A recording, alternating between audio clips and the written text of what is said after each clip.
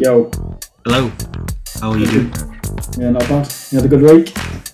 Yeah, 2 weeks? had a week Late off. last week? Alternative had a weekend, holiday last week. Kind of missed it, to be fair. Yeah, but we're back. We're back, baby. Any updates for the last 2 weeks? Funnily enough, nothing major really. I don't think I've watched a movie since we last spoke. Well, you watched Blow. That was on the last episode. I've not watched the movie. And I've got some catching up on Better Call Saul to do. I'm waiting for that whole thing to come out. I think I've said that before. I'm I've waiting. been waiting a while because they're on the mid-season break now.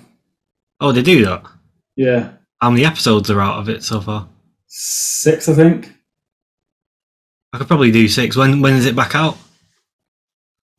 End of June. That's just off the top of my head. Oh, right. Did you watch that recap video? Yeah, that helps loads because I watched the first episode without watching any recap, and I was trying to piece it all together myself. Yeah. And then I watched a recap, and then watched the first episode again, and I've just been watching like episodes whenever I get a chance. I think I'm on episode 4. There's 6 out. Yeah, and there's 6 out. Is it good this season? Yeah, it's really good.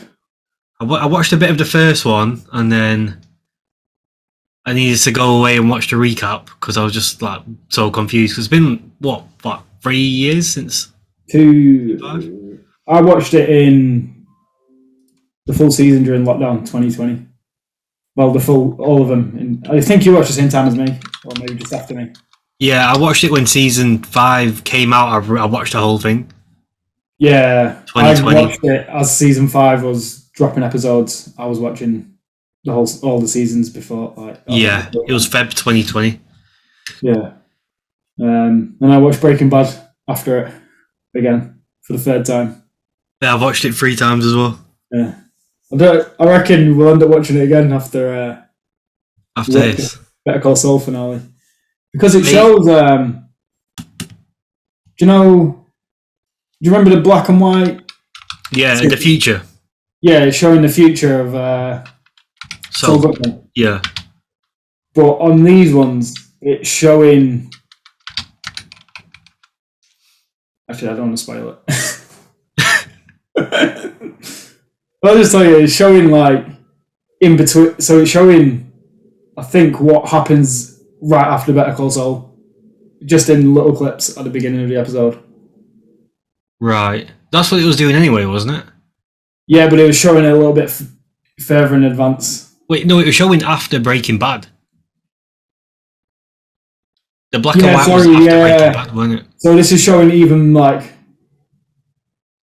So that. But it shows Breaking Bad the future, but every time it goes black and white, it's a little bit closer to present time. So it's got even more closer now. Yeah, so it's even closer now, yeah. But it's not in black and white anymore. Oh, is it not? No, I don't know why. I like that little touch. Yeah. But it's been put together so well, even Breaking Bad, that it's so easy to follow. So it's masterpiece, isn't it? Yeah, I think I'm gonna miss the the Breaking Bad universe. Is this it? Better Call Saul? I think so. I can't really see where else they can take it. What is his name? Vince Gilligan. He'll do something else though, right? Yeah. I reckon. Yeah, I hope so. Maybe not something in the Breaking Bad universe. Like, you don't want to kill it too much. I feel like it's best to go out when you're on top. Well, to be fair, if you look at Better Call Saul, he is kind of ticking a lot of boxes. It's not just about Saul Goodman. He's ticking a lot of boxes off. Yeah, with all the Mexican gangs and Mike. Yeah. So there's not really much else many other ways you can go about it.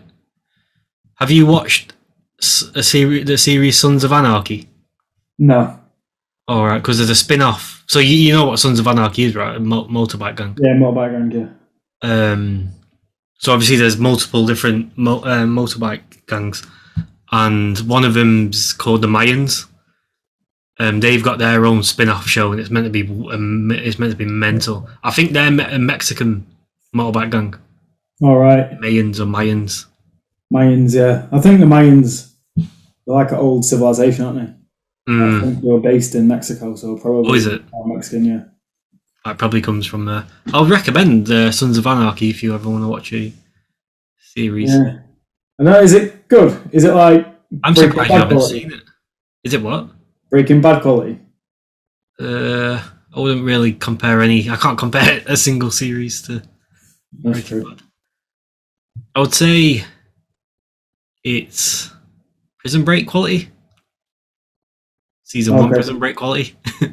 I can't compare it with Season 1 Prison Break. Maybe Prison Break Season 2 quality. Now, season 2 was alright. It was like, But it wasn't as good as Season 1. I feel like as you watch season 1, it's like your expectations are so high for season 2, and then season 2 is a bit of a. Yeah.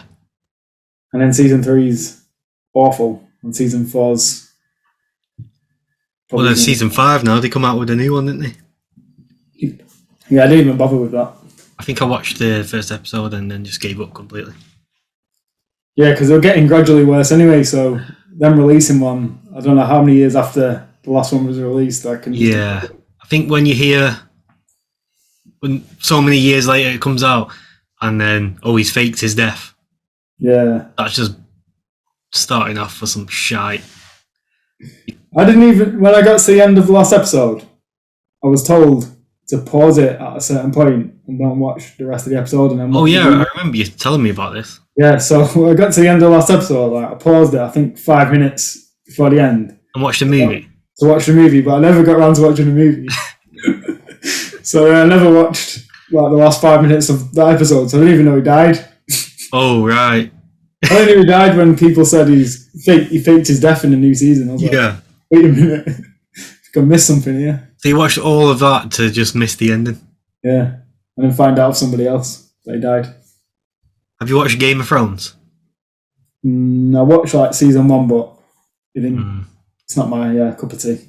I watched quite a bit of it, but I got to a point where it was like a chore to watch it. Yeah, that's what I felt like in halfway through season 1, so I just stopped. Okay. You ready for the first article? Yeah, go on. I'm going to start us off with something light, something nice and light. And so, OpenAI is, you know, OpenAI, right, from Elon Musk. So they've got this auto image generator which generates images based on text. Puts a lot of graphic designers out of jobs, I think. But but then Google have released their own as well. So this is an example, right? Wait, let's go to these ones here. So you type in into the generator, you type in teddy bear swimming at the Olympics 400 butterfly event, and that's what it generates. You want to make that? Yeah, and then you get a cute corgi lives in a house made of sushi. What? And the AI generates these. Even look at this one. A brain riding a rocket ship. I mean, it says heading towards the moon, but it's looks like it's in the wrong direction. Yeah. And it's a circle round though. But still, this is like. But look how precise that strawberry mug filled with white sesame seeds in. The mug is floating in a dark chocolate sea. I mean, they don't look like sesame seeds, those though. No, but just but still, the mug is a strawberry. Yeah, to get a strawberry mug is weird. But what I won't read through the article, but it says somewhere that you've got to bear in mind that they've probably done thousands and thousands of these, and they've just handpicked the best ones to preview. Yeah, can you not do an example of this? I don't think I have access to it. Let's have a look on there. No, I think it's just Google's. It's not for the public yet. No, I think it's a work in progress, but it looks like a very good work in progress. So if you go on this one, it will show. Was it down here? Yeah, here's the difference between the two. So these are Google's, and these are OpenAI's. and they've just typed in a panda making latte art. So the OpenAI one's making a panda art on a latte, but this one's sort of taken the route of a panda making latte and making a latte. So it's taken on them words. Yeah, but then it's still got the image of a panda on a latte. Yeah, as well. And then, oh no, there isn't another one. That's crazy for this one. But this is just the beginning. Yeah, like for it to build like a sushi house and then put a corgi in it. And a strawberry mug. It's so precise. I don't know that obviously they've just handpicked the best ones, but a photo of a whatever dog with a backpack riding a bike. It's wearing sunglasses and a beach hat. Yeah. This is good. This is where AI is going. Yeah, I mean, if this is just a start, so you create your own image just from text. Yeah. Imagine. So technically, in a way, this is a low-code, no-code tool, but to physically create something out of nothing.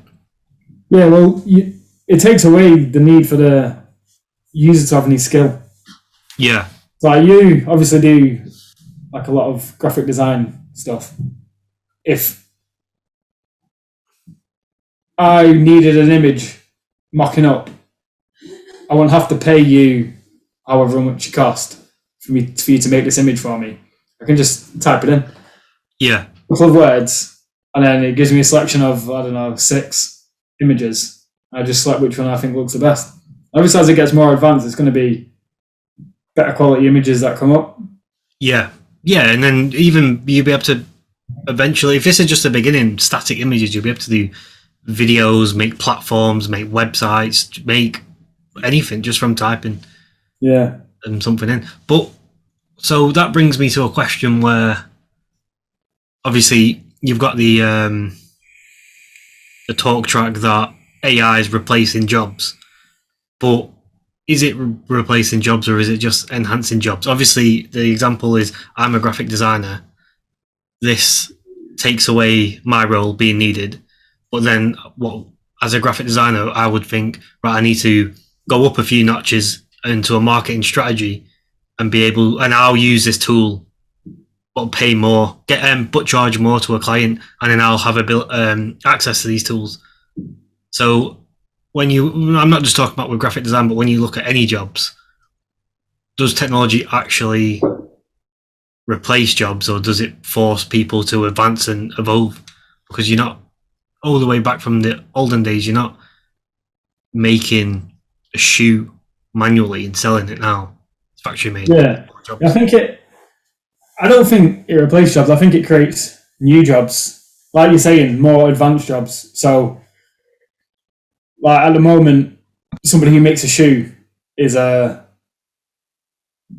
classed as a low-skilled worker, or not like an advanced worker. They're just in a shop, like sewing a shoe together. I can't make a shoe, so I'm not going to say low-skilled, but I feel like it's like manually intensive, like job that doesn't require much brain power. Once you've made 100 shoes, I'll probably get the hang of making a shoe. So now a machine does it. These people who were making shoes before might move up into another position, like a managerial position or an analyst position or something. Yeah. So it's freeing people's time from doing lower level jobs, like manually labor intensive jobs, to doing more like thinking jobs. Yeah, because that's where we're going. We're being forced to use our brains more because technology, as it has done over time again, is taking over the labor aspect of things. And just thinking about what I was saying as well, though, like a question that sprung to my mind is, do you think if technology moves too fast, we can't innovate, like think of new roles quick enough to keep up with how fast technology is moving? Because once technology starts replacing the roles where it's a lot of brain power is required, and what only humans can do now. So, say a lawyer, for example, if AI becomes clever enough to be able to take over the job of a lawyer, then where do lawyers go from there? Yeah, because that whole, well, yeah, you're looking at it in a way where that industry then becomes obsolete because tech has taken that that industry then sort of gets sucked into the tech industry. Yeah. And that's what's going to happen to more and more industries as tech gets evolved. With finance now, they've got like these apps like Moneybox and Nutmeg that are providing people with it's not bespoke financial advice, but it's cheap, low cost financial advice which people never had access to before. But if that starts to advance, then will there be any need for a financial advisor? Because you just put in your priorities, your financial goals, and then the app will just tell you what to do and how to do it. Yeah, because there'll be enough data out there for it to. But then that's a lot. So we're talking about how tech's going to take over labour roles. For example, me as a graphic designer, that's in a way still using tech, but in a still using labour. A blend of the two. Whereas tech to replace a financial advisor is literally just replacing a financial advisor altogether.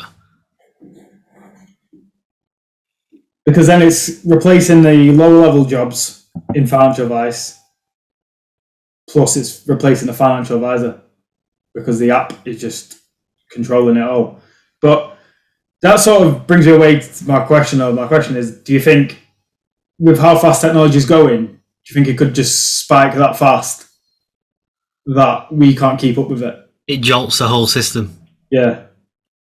Yeah, I've never thought about it in that way. That's actually like a realistic point of view as well. Because with the way you're seeing like automation going at the moment, in 10 years' time, how much more advanced is it going to be? It's going to be like, I think 10 years ago today, we were just probably seeing self-service checkouts in in supermarkets. You go to the airport and you just scan your passport and walk straight through the barriers. We've just seen all that technology coming in. Yeah. And now it's like a common sight, and they've started opening up Amazon Fresh around. Is Amazon Fresh or Amazon Go? Amazon Go, isn't it? Amazon Go. What for? Just shop where you just walk in. I think you scan a QR code on your Amazon app, and then anything you pick up in the shop will just the convenience. You just pay for it there and then and walk out the shop. So that will become the new norm. That will replace self-service checkouts. Yeah. So in 10 years, we're seeing that starting to come into play now. In 10 years' time, it'll just be a norm. You walk into Morrison's or Asda, and they've got this technology already in there. Yeah. And then you don't need any checkout people or anything. Yeah, and then because Amazon's the one adopting that, bringing that forward, they can just easily sell that same system, that same software to Asda, to all the big retail stores. So they'll own, they already kind of do own retail, but they'll just have that extra. Because imagine they sell this system, this software to Asda, Walmart, all of the big Sainsbury's. I don't know if there's an American Sainsbury's, but they'll then be able to collect all that data because it links all back to their AWS cloud. Yeah. So they'll have full retail data on everyone then. Maybe the shift in labour everybody will move into tech-based roles and have to be literate with technology and understand behind the scenes to maintain it and help everything operate properly. Yeah, because I guess when you say if it spikes too fast and jolts the system in terms of jobs anyway, then that just means mass unemployment, right? Which is sort of happening right now anyway. But for it to jolt and properly cause mass unemployment, it just means there might be a small period of time where tech slows down whilst all of these people funnel into tech jobs, and then the pace starts picking up again. Tech starts evolving more, and then more jobs will.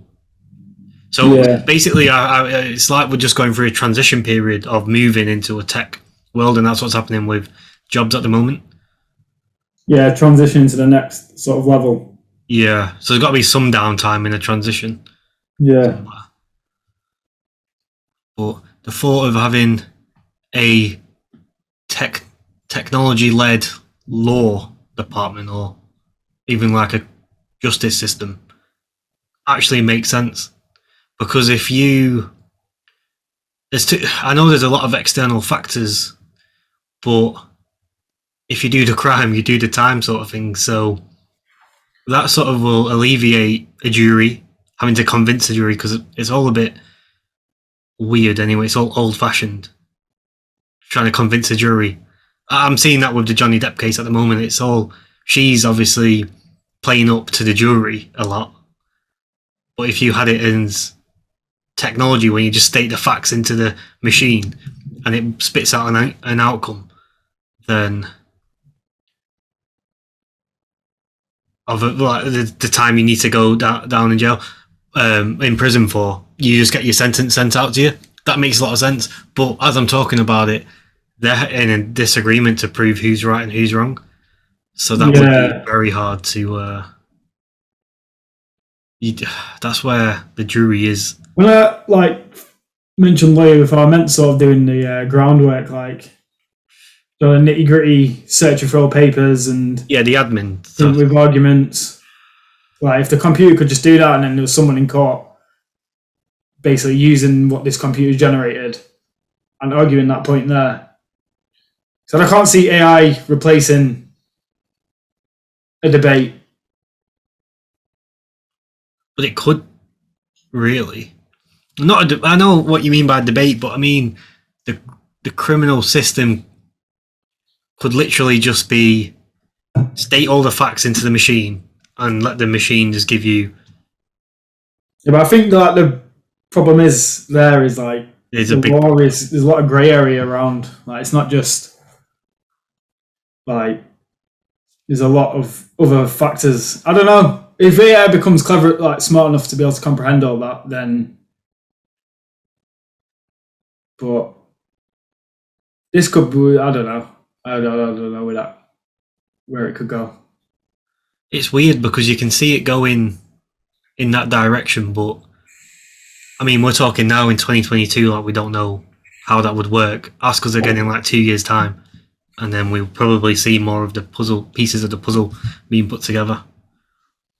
Yeah, I think maybe a bit longer than 2 years we'll see that kind of stuff coming in. I don't know. Bring this question back up in our episode 700.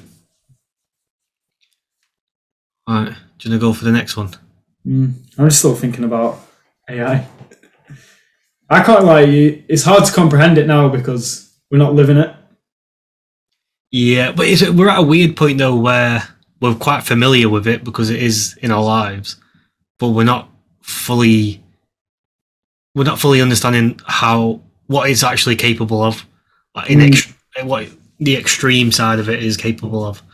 And I mean, everyone's always talking about it can either be very good for us, but then at the same time, it's going to be very, very bad. The dark side of tech and the dark side of AI. Yeah. And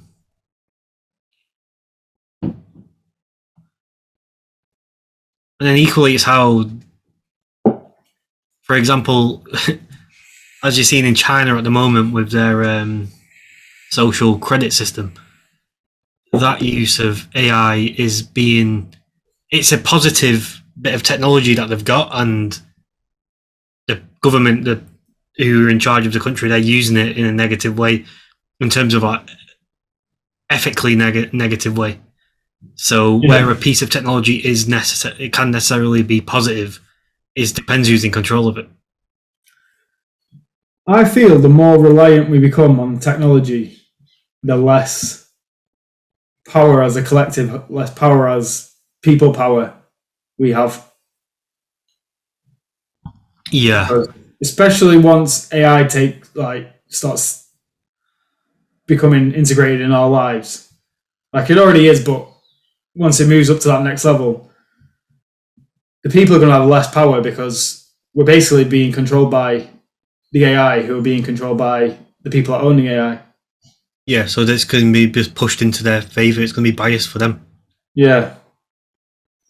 Yeah, that's exactly like what's going on in China with that social credit system. They're using AI to have better control of their population there. Yeah.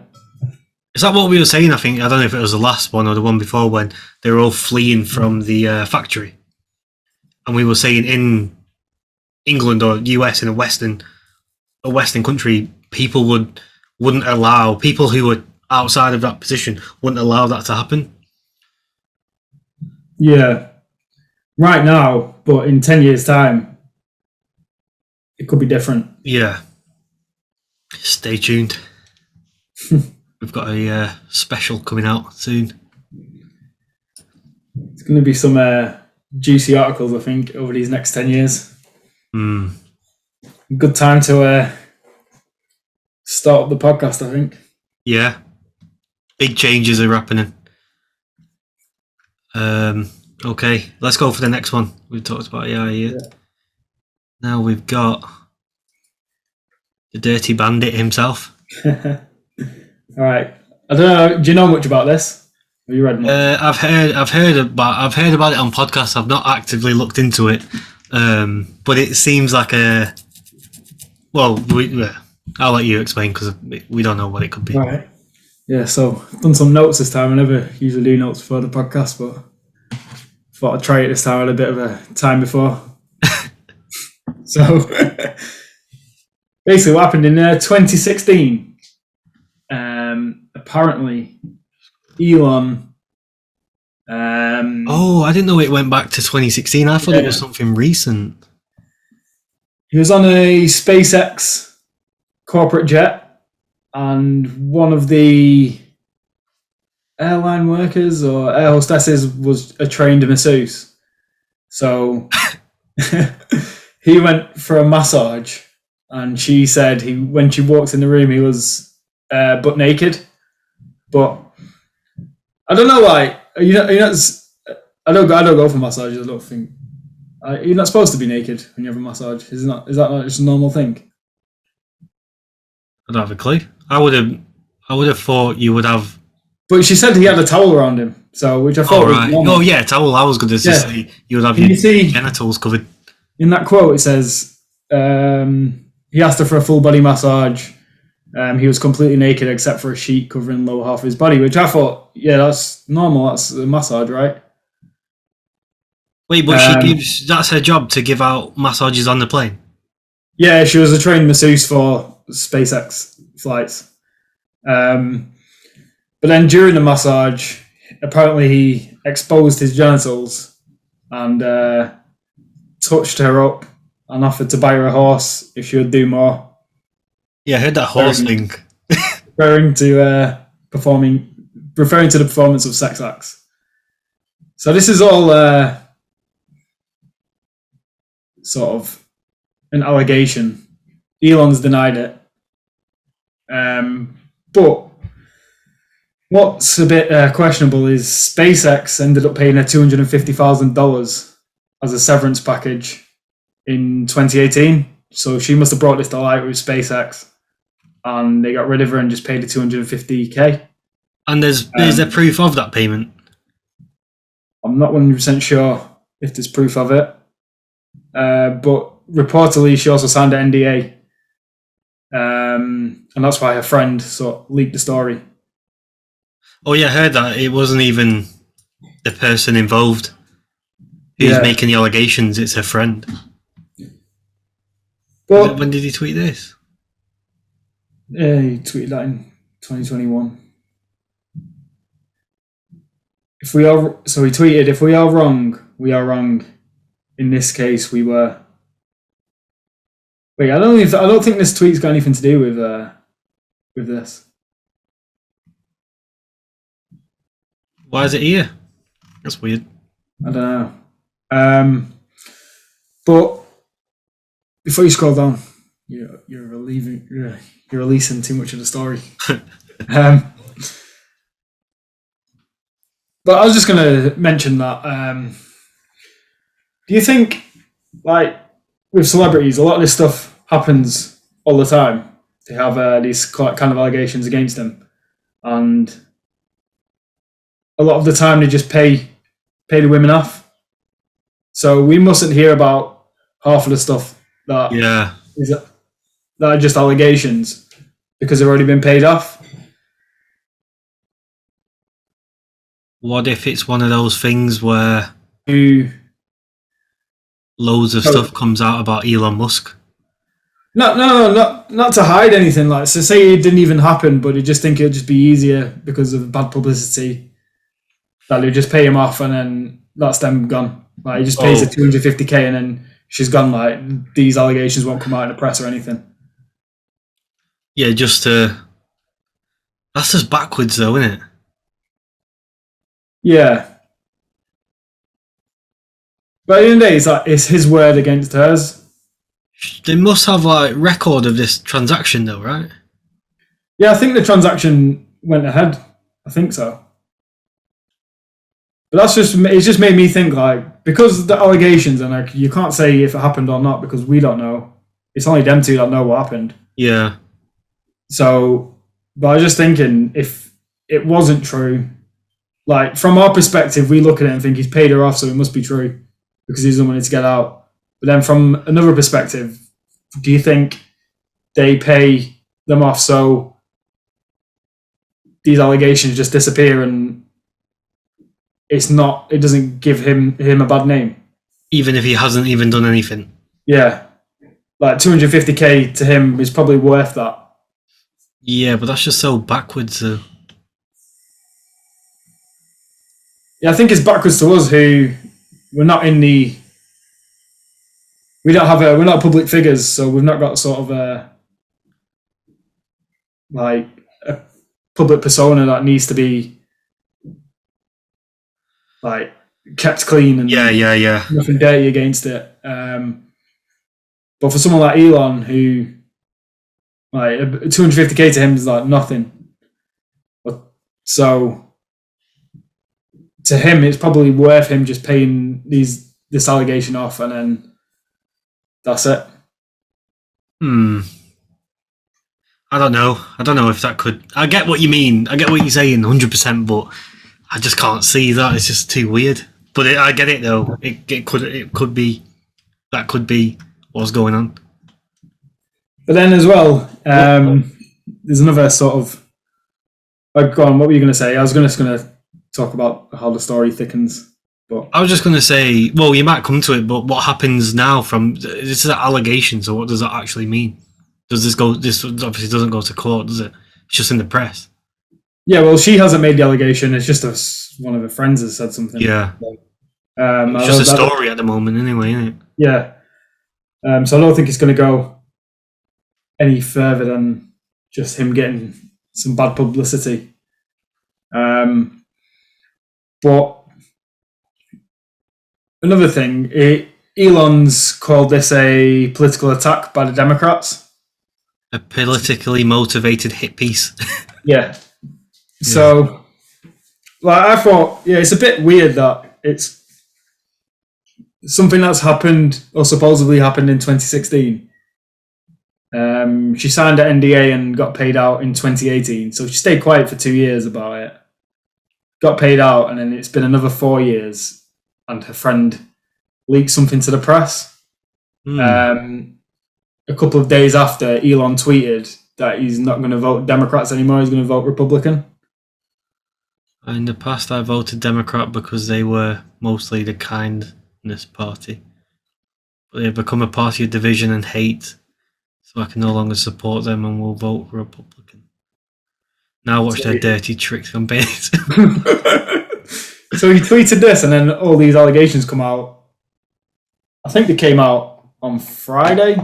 Well, you tweeted this first, and then these allegations came out after? Yeah. Oh, right. unless he knew it was coming out.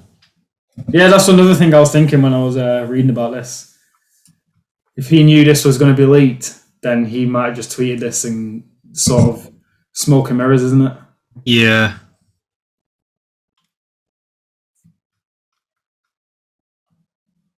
Oh, he tweeted these after the allegations came out, these ones. And for the record, those wild accusations are utterly untrue.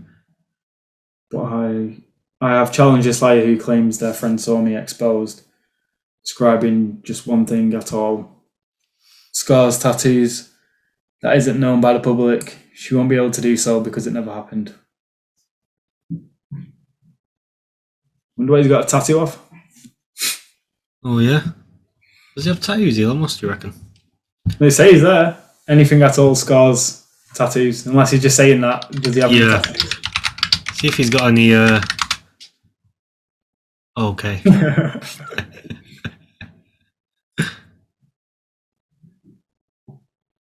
I didn't think that was gonna... Yeah, people getting pictures of Elon. A bit weird, I think.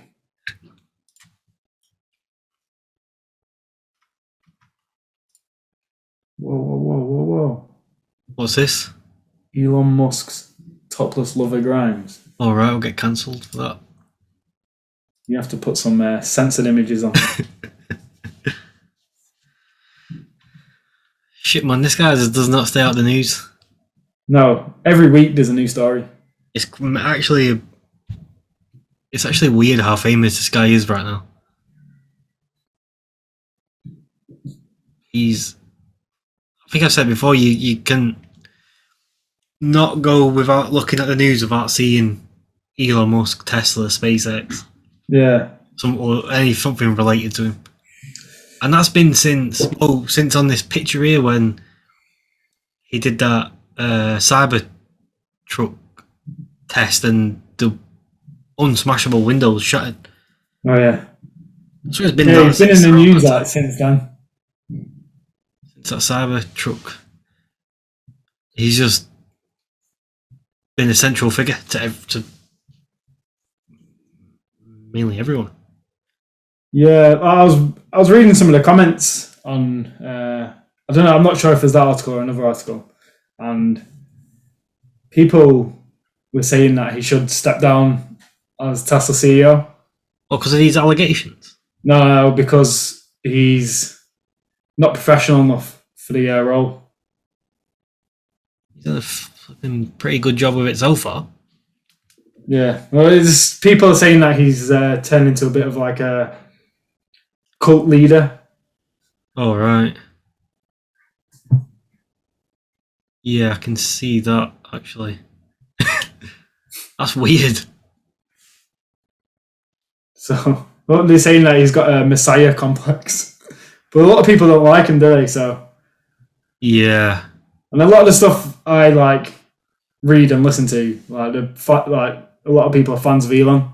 So sometimes it's good just to read some negative things about him because it sort of balances your thinking. Get an alternative view.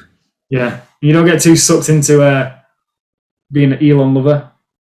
Yeah, I wouldn't say I'm a Elon lover. I'm a fan of him, but I don't know. It's just getting a bit weird how he's always central figure to everything at the moment.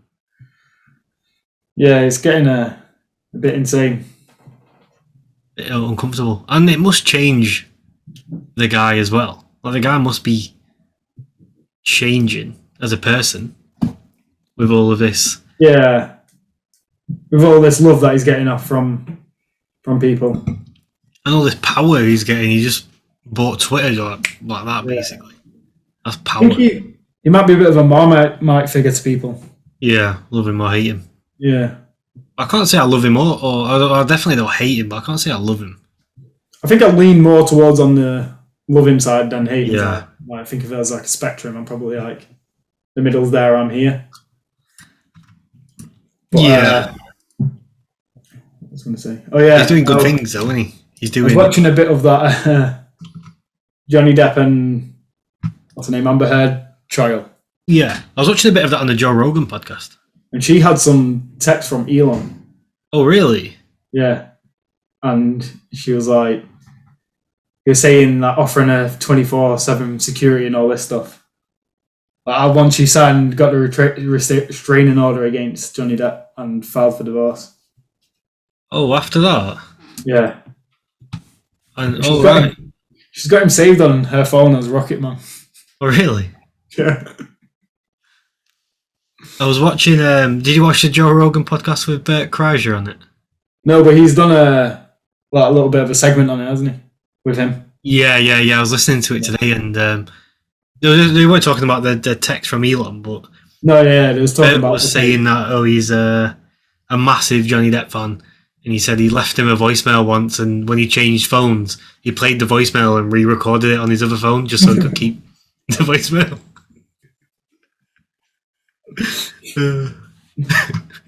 I think Johnny Depp's winning it, right? I think her lawyers are pretty shit. Yeah, I kind of stopped keeping up with it, but he's kind of everywhere. But it's so obvious that I didn't get into it at first. I've only just got into it recently. I don't know why. YouTube has kept recommending me videos for it, so I just watched one. I was like, it's quite juicy, this actually. It's weird, isn't it? She's a weirdo. Did you? Well, it was on the Joe Rogan. I think that's kind of how I keep up with it, by listening to what other people on what channels I listen to talk about it. And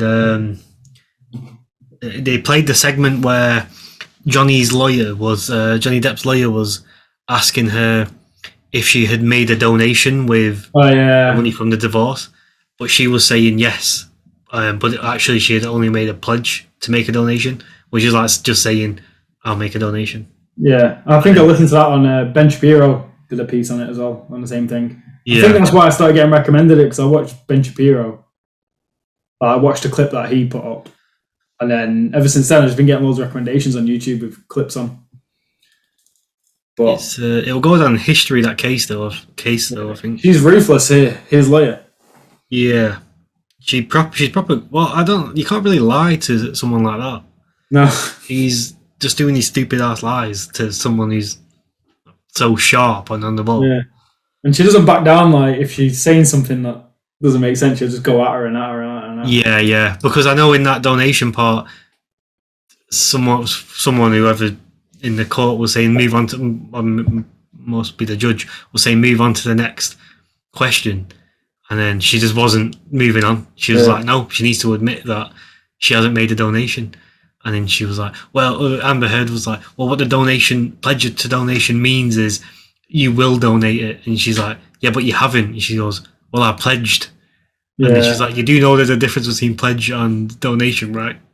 Well, yeah, because Amber Heard was like, yeah, I use pledge and donation as synonymous. Yeah. Just backing up how fucking stupid it is. Right, should we whip on the next one? Yeah, go on. I'm going to put this one on because I feel like it's a bit of a different one. This is one of my articles. I don't know if you've heard this. Love Island contestants will ditch fast fashion for second-hand clothes this year. All right. So you not heard this one now? Okay, good. Nope. So Aaron is a big fan of Love Island. No, I don't even know if you've watched it for the last couple of seasons. I've not watched it since 2018. Do you know when World Cup was on? Oh yeah, because it was just Sun, World Cup, and Love Island. I remember when we were all round at ours, all the lads were there. We watched the football, and then Mum walked in, and she's like, a group of lads just sat there watching Love Island. She's like, what the hell's going on? I wonder if as many lads will watch it if they change the clothing. Second-hand clothes. Where are they going to get it? Fresh shop? Yeah. Well, they were previously fast fashion, so it was like what? Not Pretty Little Thing. It was I Saw It First, I think. And now they have a partnership, so it's no longer with them. I don't know if they still have the partnership with I Saw It First or not, but they have the partnership with eBay UK, and they're trying to push more second-hand sustainability, so they're all going to be wearing stuff from eBay, which I'm sure they'll be able to. They're fashionable people, so they'll be able to. It's like that thrift shop song, sort of thing. So will they wear like second-hand bikinis and swim shorts? Because That's what my first thing. I was thinking the swimsuits are going to be unhygienic to wear secondhand. Right? Yeah. I guess they won't make them wear that like secondhand, but No, I reckon it'll just be what they wear in the evenings. yeah. Unless they bring. Oh, so this means Islanders will exclusively be wearing pre-loved clothes unless they bring their own into the villa. So Love Island must provide them with some clothes to wear. Yeah, that's what they used to do, innit? With I Saw It First, because you could go on the app, you could go on the Love Island app and buy it from I Saw It First. That's what their partnership was. Okay. So they just pick up from all the stuff that they wanted. It's a good deal for eBay then. This. The clothes from eBay will be available to them in the cast shared wardrobe, so it could be third hand by the time someone gets around to you wearing it. It's all share like that. I don't know. Yeah, as a show, we strive to be more eco-friendly production. But this is where I kind of get a bit confused, right? Because Love Island is no longer about love. It's known to be a show now, which you go on to try and get the fast fashion sponsorship deals as a person when you come out. This is what I was going to say. Do you think celebrities, when they come out, they'll still get those fast fashion sponsorship deals? Because I think it's just instilled in Love Island now, though. Their reputation is there. So even though they're doing this to push away from it, it's more of they've sort of established themselves as come on here to get your claim to fame. No, not your claim to fame. Sorry, your road to being famous. So I think this is more of like a bit of a PR thing to say, oh, actually, we're sustainable. But realistically, I can still see, for example, Molly May's not going to step down from being the Pretty Little Thing creative director. Obviously, that wouldn't happen. But I can still see the next Molly May who comes through Love Island going into one of them roles. But it's a good step in the right direction for Love Island, though, because fast fashion's fucked up, innit? Yeah, well, we was talking about this last time we were on, weren't we? Fast fashion. Yeah, it looks like they're trying to make the right moves, but it's not for a 12-week show, but then everyone's going to see these celebrities all working for like Boohoo Man and Boohoo and whatever, Misguided. Like, it's not going to make... I don't think it'll make that much of an impact.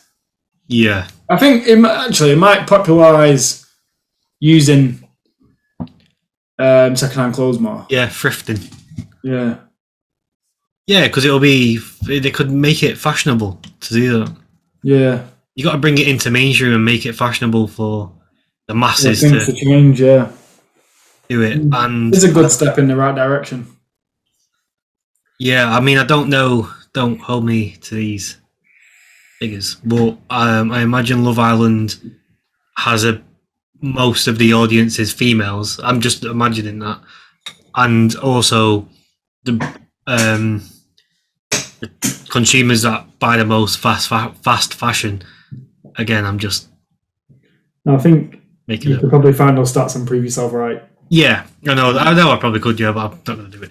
But they're going to be women as well, so it's like a step in the right direction to try and push these female consumers away from fast fashion in a way. They're going to have, talking about male and female, they're going to have non-binary contestants on this year. Are they? Yeah, that's what Emma told me. You might need to fact check that because I haven't. Emma's a good source. I don't know how it will work. It's a show about. Or they're accepting Love Island bosses. They're accepting non-binary applications. Does non-binary mean can you go in a relationship if you're non-binary? Well, you can probably, but I don't know. I don't know what it means properly. That's gonna fuck up the whole game that they play because they split them into male and female teams. Isn't it? Yeah. That's 3 teams. It comes after criticism of the show's LGBTQ plus representation. Oops, sorry. Christ. So Love Island 2022 accepting applications from non-binary in a push for diversity. So I guess that's like they have to accept the applications. That's just saying you can apply. That's like just saying anyone can apply to a job even if you're unqualified. Ah, okay, yeah. So they might not put them on the actual show. Well, can't say for sure. That's a fun question if a gay contestant would ever work for. So I swear there was once. Was there not did two girls not get together? Yeah, but I don't think she didn't come on as a gay contestant. She came in as a straight contestant, but then said she liked girls as well. And then it got a bit weird. So non-binary means you're not a boy nor a girl. Yeah, that's where I can't see the concept of the show working very well. It's like you have them two separate villas, don't they? Oh yeah, Casa Amor. Unless they're changing the concept of the show for it to fit them in. Could add a bit of a twist to it though, because you don't know. You know, there's a bit more than just relationship. You don't know who's. I don't know. I don't even know how they would fit gay people in there. It doesn't fit the concept of the show, unless they did one that was for gay people as well. Yeah.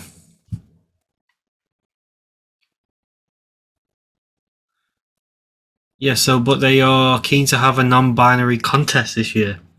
So, okay, the insider continued. The move could make the basic rules of the show complicated, as we were just saying, as each coupling ceremony separates boys and girls, as we were just saying.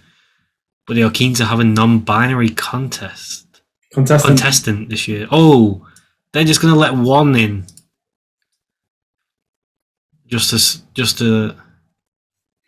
It's all about inclusivity and breaking down boundaries. Yeah, I can't see how it's going to work, but they probably just change the concept of the show. This is the Cosmopolitan magazine. Do you read this? Yeah. Chloe on claims Kim just shaded her sisters. Okay, let's not go down that path. Right, let's get off this website.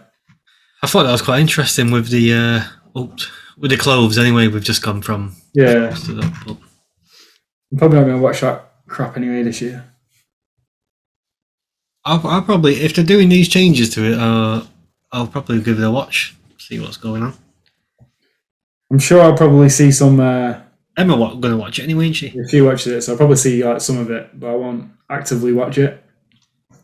Yeah, I'll give it a bit of a watch. I'm not going to wait till 9 PM as I have done for some seasons in the past. Alright, should we go for another? Yeah. See what we've got on.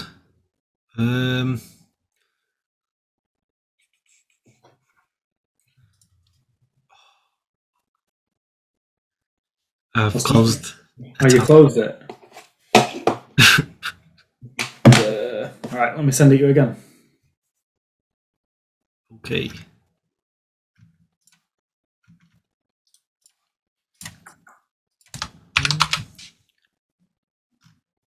Oh no, it's working. It's working. And we're back, guys. This is yours. Alright, so you can see the headline already. Joe Biden pledges to defend Taiwan military if China invades. I'll tell you a bit of background on this. You don't need to scroll down. Oh, okay. Yeah. You can scroll down a bit. So Joe Biden's in Asia, in Japan at the moment. He's on his Asia tour. It's his first time meeting the Japanese president. Oh, yeah. But he's also meeting with the Indian and Australian leaders. He's there because there's this thing called the Quad. So it involves those 4 countries. And they are putting together a plan or a strategy to push back against Chinese influence in and around the area. So America is still trying to have their foothold within Asia. But they're going for outside of China. Yeah, without so they basically know they're seeing China as a threat now, which I think they've always seen China as a threat, but they're seeing them as a bigger threat. So Biden's gone over to sort of stamp down his authority a little bit. And him saying this at that event shows that, well, to me anyway, it shows me that US are looking to actually show China that they're not all happy families, and if China do push the boundaries, then there will be consequences. I'm not sure how much these words that Joe Biden's saying will actually come true after what happened in Ukraine, but maybe Taiwan's a bit more of an important territory than Ukraine. Yeah. But then equally, it's the fact that China will be doing that move, as opposed, I know it's a bit sad to say, but as opposed to Russia making the move on Ukraine, there's a lot more that can happen from China making the move on Taiwan. There's a lot more repercussions to that. Yeah, because if US show the backing down from China, then it shows weakness on the US's side, and that means weakness in Japan, weakness in Korea, weakness in basically majority of Asia, down to Australia. Because without US's backing, those countries could not handle China. Yeah.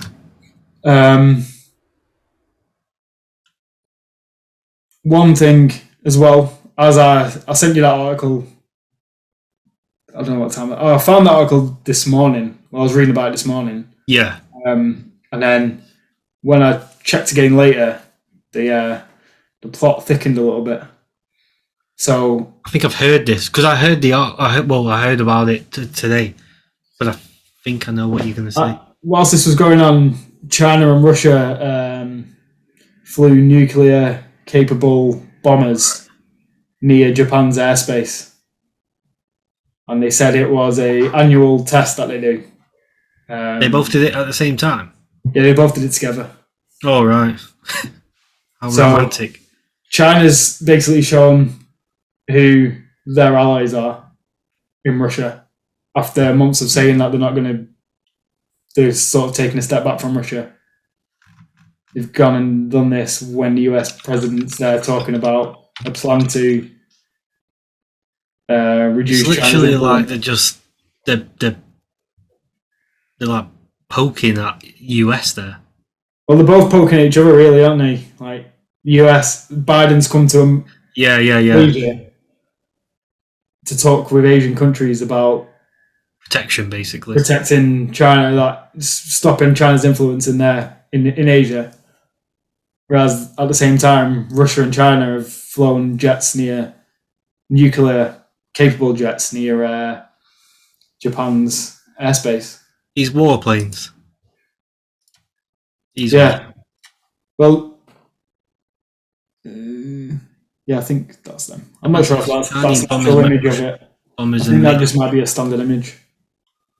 Oh, right. I'm not sure though. I don't really. It says here, file Russian jet fighters, central Moscow. Yeah, it's just a.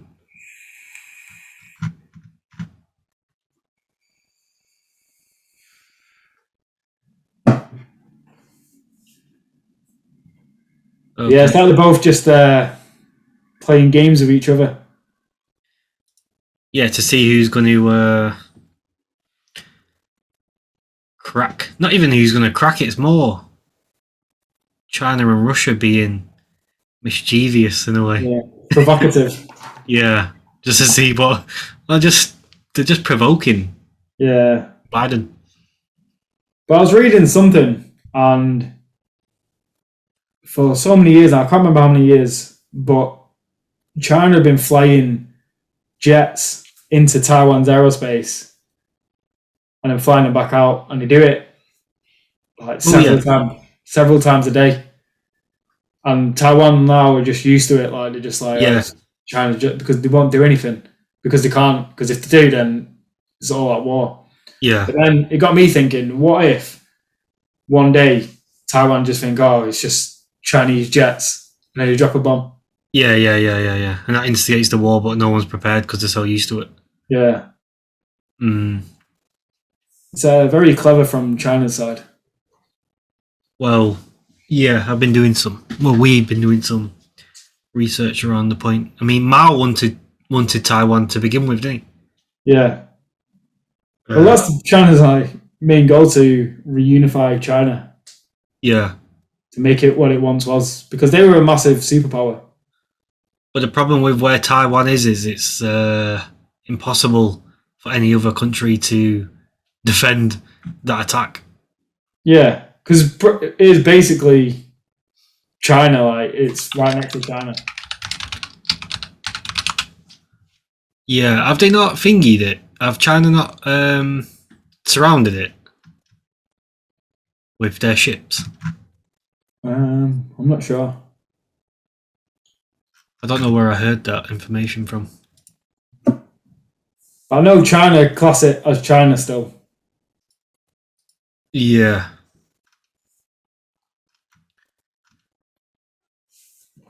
Yeah, Chinese warships detected near Taiwan. This is from March, though. So another thing I was thinking, do you think the US haven't got involved with Ukraine because if they do, then China will see that as a weak, like, that's their chance to go on Taiwan? Well, there's the theory that it was China's idea. Now, this is a conspiracy. There's a conspiracy that it was China's idea for Russia to invade Ukraine so China could see the response from the rest of the world. Oh, the West even. Or US. To see what they need to prepare for when they go and take Taiwan. So this is sort of a guinea pig method. Yeah. Or it was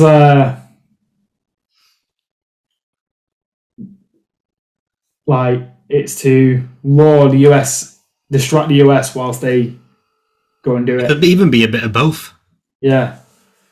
But because no one's got involved with Ukraine, then everyone's still sort of ready for Taiwan. Yeah, it's still the same. But there's now more attention, I feel like, well, as of late, more attention's been going towards Taiwan now. Yeah, I hope it doesn't happen, because it's fucked if it does. It's going to send us back like 50 years or something, I think. Really? Do you not think? 50 years back? What, if they go to invade Taiwan? Yeah, if US go all at war with China. Because then other countries in the surrounding area, I think Australia said they'll back it, didn't they? Yeah, I think every NATO country has to back it, because the US is involved and they're a NATO country. Yeah. The US. But it's either gonna end in nuclear war, or it's just gonna fuck everything up, because supply chains will be fucked. Like, you've just seen the war in Ukraine, like, that's fucking supply chains up already. And that's even just a small amount of supply that's been fucked up. But it's had such a rapid effect on everything. Whereas in China, if something happens there, then that's pretty much the whole supply chain gone. Something's going on in Ukraine and then China as well. Yeah, that is true, actually. But I don't know. But do you know when Biden said he would go and back Taiwan? It's come out and said that he was wrong for saying that. Someone in his team or something said he misrepresented what he wanted to say, but he said the word yes. The word yes. Alright, so he didn't actually say we will defend Taiwan. Was he just asked a question? Oh, shall I get the video? Yeah, I've not seen the video. Oh, right. Let me play this. Hopefully it's the right one. I've not seen. So I think sometimes these articles are misleading, because they won't say he was asked a question. They'll just say he said. You need to see the actual video, don't you? To oh fuck, it's 2 minutes to 38. China tensions elevated today following remarks by President Biden that he would be willing to defend Taiwan militarily should China decide to invade. Oh yeah, here anyway. He just says the word yes. We'll find it. Taiwan, that idea that by force militarily. The idea that it can be taken by force, just taken by force, is just not appropriate. It will dislocate the entire region and be another action similar to what happened in Ukraine. So it's a burden that is even stronger. The White House later tried to walk back those comments, clarifying that the U.S.'s one China policy has not changed and that President Biden was simply reiterating the U.S. commitment to provide Taiwan with the military means to defend itself. U.S. officials said the U.S. would intensify economic negotiations with Taiwan in the coming days after it was absent from a 13-member economic bloc the U.S. assembled to negotiate new standards for environmental, tax, trade, and supply chain issues. The IPEF, or Indo-Pacific Economic Framework as it's called, was formed to counter China, but it still could be years before it has an impact. They're really only at right. I think I'd turn off. Yeah, so basically, when asked, here it says, when asked at a joint news conference with Japanese Prime Minister whether the US will be prepared to defend Taiwan if attacked, Biden replies, yes, that's a commitment we made. We agree with the one China policy, and then just what you've heard then. What? Doesn't make sense. He doesn't make sense a lot of the time. What's the one China policy? I think the one China policy is to get Taiwan back part of China.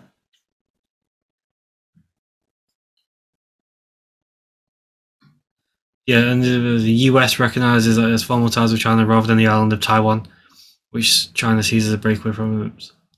The one China policy is a key cornerstone of the Sino-US relations, the fundamental bedrock of China. However, whereby China insists Taiwan is an inalienable part of the... Yeah, so he's agreeing that it's part of China then. Sounds like he's contradicting himself. He seems to do that a bit, this guy.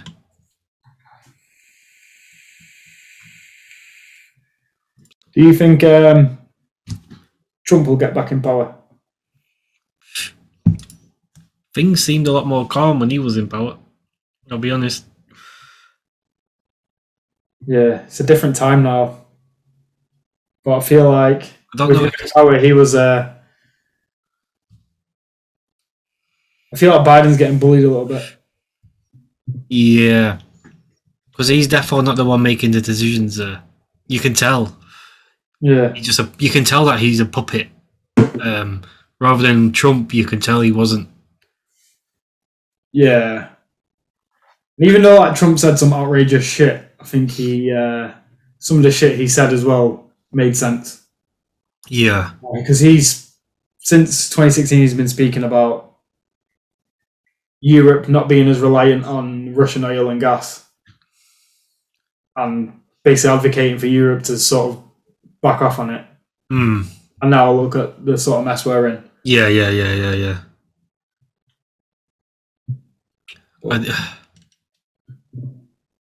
When is he able to go back up for... He's able to get re-elected next year? You know what I mean? Next election? Yeah, so 2024. Because I don't reckon this guy will do another stint, will he? No. I think he's struggling with this one. Yeah, you see the video? You see the video of him falling down the stairs to the aeroplane? The thing is, he's not that much older than Trump, but Trump just seems he's sharper. He's drugged up though, isn't he? Big Trump. Yeah. Biden. We're both. I think Biden's drugged up to keep him awake. I'm alive. He's 79. Who Biden is? Biden 79, Trump 75. But it's, I don't know where, I think it's on, Joe Rogan talks about it a lot. These people are too old, man, to be in charge. They need younger people in. Yeah, need people in like 40s, 50s with life experience, but then still young enough. Life experience, but young enough to care about what they're doing for the future.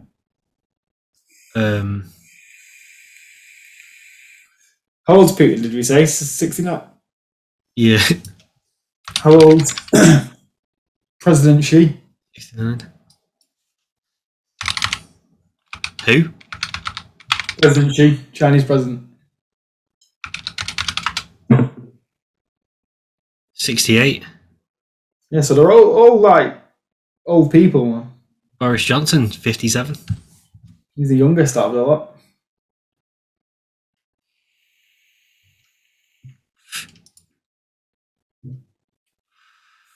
Like the age of Biden, Putin, and Xi is like when people are retired. When they're not capable to work anymore. Yeah. And these guys are running some powerful fucking countries with nuclear bombs. Weird, man. Japan have nuclear bombs as well, don't they? I'm not sure. I think so. Nuclear weapons. There was a chart I saw a while ago. Oh, here. Look at this here. So here's a look at the 9 nations which currently have nuclear warheads in their arsenal. Look at the numbers here. I don't know how much we can believe the numbers on it, but... Yeah. I don't know how much we can believe this as well, because I was listening to a video of Israel's, I think it's his ex like deputy minister of defense, or I don't know what his actual title was, and he was asked if Israel have nuclear weapons that aren't registered or something along them lines. Right. And then he basically started like kicking off saying, what does it matter what Israel, what weapons Israel's, like nuclear weapons Israel has and all this stuff. All right. I didn't say yes, I didn't say no, but he was just kicking off with the guy. You will never, I don't think anyone will ever know. Yeah. And then there's talk of Iran having illegal nuclear weapons. Iran. Yeah. India have 160. If this is true, though, Russia have 4,477. How many do the US have? Off this chart, it's 3,708. All right. And then France have the next most. No, they don't. China, then France. China, yeah. You'd think US would have the most, the amount of money they spend on military. Well, that's the thing they might do, but they just don't want it on the internet like that. Like, Do you think the US military has some crazy shit that we've never seen? yeah, I was thinking this the other day. There's some technology there, which I'm saving for a rainy day. Yeah. That's probably not even like ready. It's not undergone all the testing yet, but they'll use it if they need to. And they must, even at this point now, because they've just starting to figure out what China's doing, like how they're becoming the superpower. They must be like pumping money into R&D in the military, Yeah. like big time. And I think, well, I was talking to I was on that cybersecurity course. I was talking to the trainer, and he's into like all of his military gadgets and jets and stuff. Yeah. Saying what China do is they will send their students to uni in America.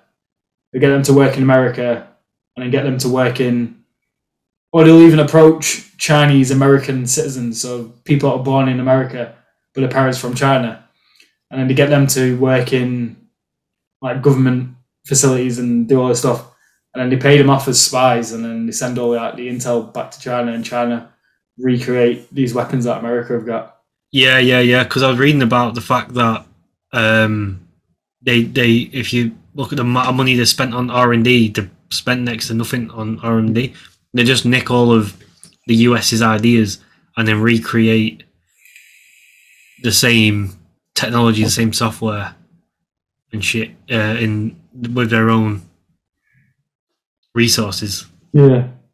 So they don't actually think of anything new and just repurpose stuff that US has spent shitloads of money on researching. I was reading that there's this, what are they called? Those missiles that shoot planes out the sky. What are they called? What did he call them? Air defense missiles. Yeah, something like I that. think that's what they are. One of them shot a Russia's most advanced jet out of the sky, and Russia and China both developed these jets together, and they use the same technologies. And they're saying that now US have that technology, they understand how they're communicating with each other, how the radars work. So then, if anything does happen, they can develop some technology to jam their radars. Oh, right. All right, that's mental. Yeah, they're called SAM systems, surface-to-air missiles. Yeah, they're pretty crazy, then. Been around since the Soviets deployed the first generation of them in 1979. Right, the Soviets invented them. Did he make some some mental shit? The Soviets. Remember that Top Gear episode where they got cars from the Soviet Union? I can't remember it. All right, it's all funny.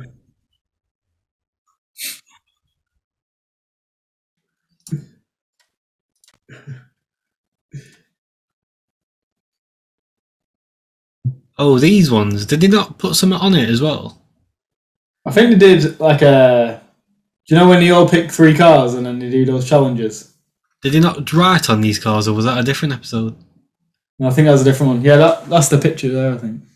First Where? cars. The one with the lighthouse in the background. Because I remember Jeremy had that big, 4x4 one. These cars. Yeah. Who are these guys? What the? Yeah, that's not them, though. Went away from Top Gear here. Should we do the next article? Yeah. Should we make it the last one, or?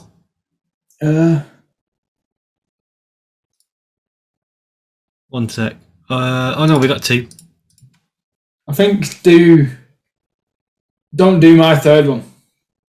Don't do your third one. Yeah. So just do just do your last one. Okay. We'll finish up. So we're gonna go with the sport round to finish on. Manchester City retains the Premier League title, and they hold off Liverpool on the final day. City. So something about this, which I only found out today actually, was no one in the whole league on final day of the Premier League, no one in the table was secured in their position. So the final day, every single team could have moved position. And what did you? It was a good final day. I was at the pub and he had the Liverpool game on. Which, Yeah.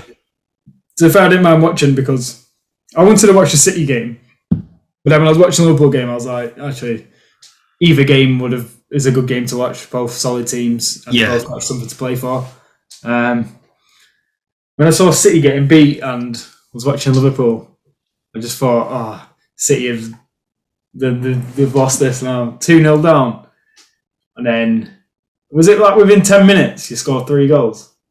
Yeah, so it says here, Gundogan scored in the 76 minutes. 2 minutes later, Rodri equalised, and then Gundogan added his second just minutes later after that. So within 10 minutes. Which I thought was like, because when you're watching it comes up when City scored and it shows the goal. And there's loads of, because obviously Liverpool probably one of the most popular teams in the UK. Yeah. Everyone in the pub were cheering for Liverpool. And then every time City came on, it was funny. And when City were losing, everyone was cheering. Yeah. Did you see the fan when Salah scored and he was he's doing that to him? It's 3-2. To the City game. Yeah, Salah was celebrating and then he goes, it's 3-2 with the crowd, and then he walked off like that. I was with my mate who's a Tottenham fan. Yeah. And Son was on fire. 20 goals or 21 or 19 before the game started. And Salah was on, it was on 20, Salah was on 21. And then Son scored 2 goals and Salah hadn't scored at that point. And he was like, yeah, Son's got top goal scorer. And then Klopp brings on Salah.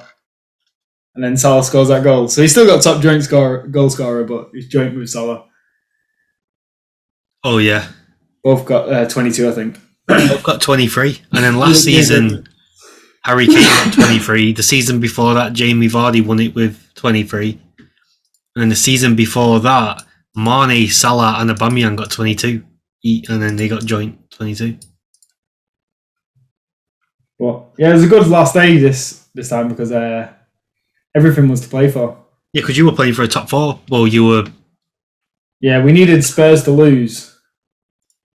And we had to win. But I already knew Spurs weren't going to lose against Norwich. Yeah. I bet. Yeah, a lot of teams would have liked Norwich on that final day. Yeah. So I just already... Once we lost against Newcastle, I was like, we've not got top 4.